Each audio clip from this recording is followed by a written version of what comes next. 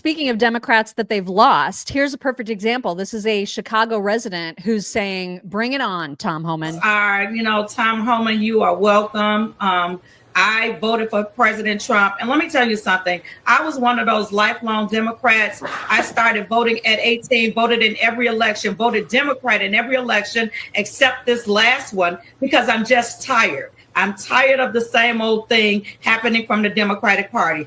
I'm so glad that President Trump is now delivering on some of his promises. I heard Stephen Smith ask this earlier on Bill Maher's show. What has the Democrats delivered for us lately? It's true. What have they delivered for you in decades? Right. Honestly. How long have they been promising and promising and promising that they're for the working man, that they're for the people? Yeah. What have they done? And they're for you based on the color of your skin, the melanin content in your skin, and like whether or not you're gay. It's like, This is what they're so about identity politics now, and they do not do jack squat for you. So many people are waking up. I was just going to say, I love how many people have woken up. It's so, once again, it's just so refreshing. It is. It is. Now, here was something I heard on The View yesterday. I'm only going to, I know you guys are like, The View. I'm not making you listen to Sunny. I'm not making you listen to Whoopi. And this is really, really quick. This was just a really interesting clip because they all, of course, bitched about deportations yesterday. But Sarah Haynes was asking a question that I found so absurd. She's mad that these planes of deportees, the people that we're sending back, she's mad, you guys, that we don't know enough about them. So she wasn't mad about not knowing who the hell they were when they broke into the country. But now that we're sending them back, she's all like, but who are they? Oh my God. What do we know about them? What did they even do? And I was like, you gotta be kidding me. Listen to this. Flights where they are deporting people back to their origin nation.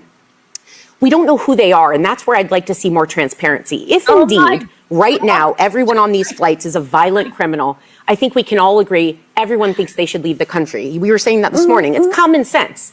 But what we're not getting is a breakdown of who these people are. On the first day of Trump's presidency, DHS, there was a press release, and they said that they had nabbed more than 300 illegal migrant criminals, including one attempted murder and one child molester. But what about the other 298? What was their crime? Because I think either you own the fact that these are all violent criminals and break down who these people are and what their crime was and tell the American people, or tell us what they really are and let us have a healthy debate over the disagreement of how this is being carried. A healthy debate? Bullshit. Do we get to have that debate when they busted into our country illegally? No. I mean, what about the people that come here legally? Did they get a chance to have a say in all this? When they spent time and money coming in here legally? Your parents. Did anybody ask them how they felt about this? It's like, screw you, lady. It's unbelievable. Now she wants transparency. She wants a healthy debate. She wants a healthy debate, Mock. She doesn't want, she just doesn't want transparency. She wants us all to sit down and have like a chat, a little fireside chat about it. Oh my God. That's rich. I know. Okay. I just couldn't believe it. But we do have some answers for her. So perhaps these screen grabs will help. Like this person, for example. This is a foreign fugitive wanted by authorities in El Salvador for homicide, illicit association, and terrorist organizations. That's just one example. Let's look at another. Did you see what Bill said about that, though? Somewhere. Yeah, I'm sorry. She's sobbing over that man. That's why I was laughing. I'm sorry. Here's another. ABC ran a full-scale propaganda campaign about the raids that took place in Chicago. The people who were arrested are part of a targeted enforcement operation that included gangbangers, murderers, rapists, drug dealers, and cartel members. These are not. So here you go, Sarah. Does this help answer your question? She wants to have a chat. She wants to have a discussion and a debate about it, Mock. A debate. Right. One of them, arrested in Boston, was a Dominican guy who beat his pregnant wife to death in front of their child and then got paroled last month by the Massachusetts Parole Board after serving just 17 years of a life sentence. But I mean, let's just have a spirited discussion about him. Come on. It's fine. All this is Unreal. fine. God, these people are insufferable. And by the way, all of these illegals affect every single service that's supposed to be provided to Americans from schools on down. And here's another just unbelievable account from from a child in Ohio. I think is it Springfield or Cleveland? I can't remember, where the Haitian immigrants are like out of control, like literally taking over the schools. I think it's Springfield. Springfield. I mean, this account from one student is insane. You guys, absolutely. The top insane. floor, the classes would literally be filled with Haitians. Every single classroom. No white people, no nothing. It was just Haitians. What percentage of students at your high school would you say are migrants that have recently came into the United States? I would say about like, I don't even know, like 50% of the schools, or maybe a little bit more, are Haitians. They're filling the classrooms up, and we don't have the translators to help the teachers, and they're just really disrespectful. I mean, the footage got taken down, but before Christmas break, there's two Haitians got caught in the stairway. At school. Yes, at school. There was video. There was video. Another thing, the age limit to go to school is 21. Yeah. And there'd be 21-year-olds in freshman classes. Oh.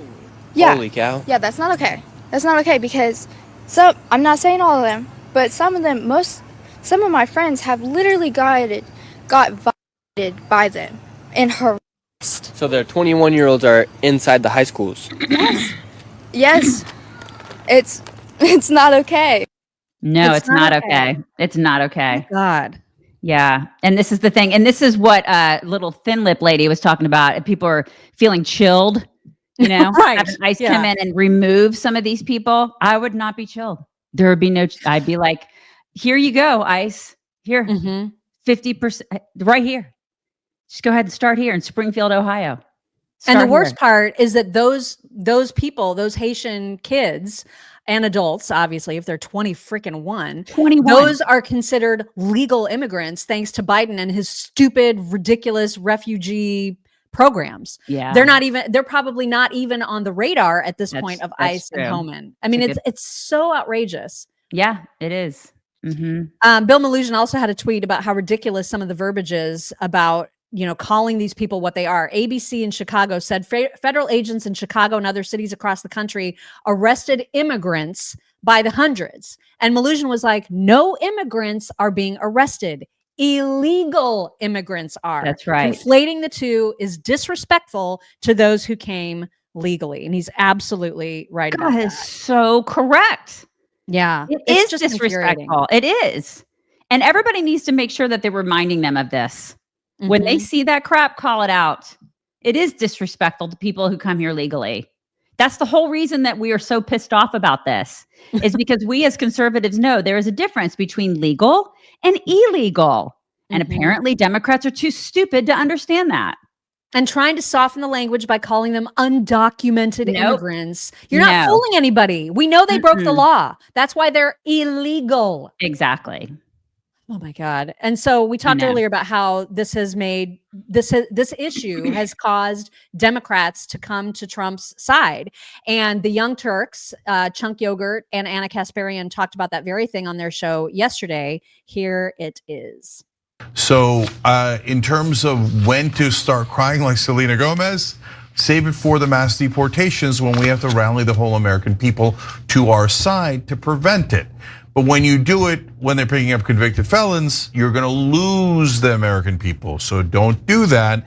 As Anna's about to tell you, we're already losing them. I don't wanna lose them anymore before we get to the actual problem. No, we lost them. I wanna be very clear that when I was talking about Venezuelan gang members, that was specifically meant to make a point about how the Democratic Party, which was in charge at the time, needed to do something about that. Otherwise, Americans are gonna be ready to throw the baby out with the bathwater. And that's exactly what's happening here. So in 2016, public opinion polls showed that only 36% of Americans favored mass deportation, only 36%. Fast forward to today, let's look at the numbers. Well, New York Times came out with a poll, 56% of Americans in favor of mass deportations. Oh, well, that must be an outlier, right? Outlier poll. How could the number increase so much?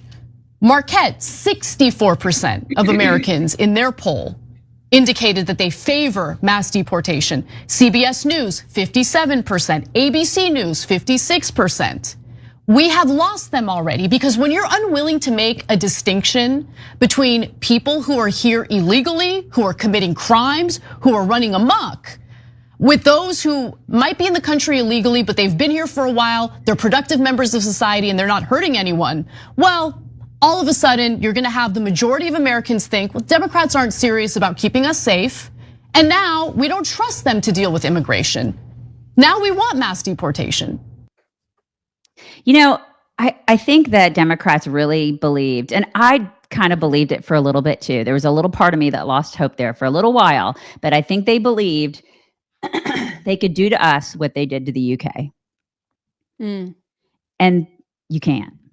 I think that the American people have a certain level of tolerance before they're like, no more. Yeah, I'm very grateful that the American people have a spine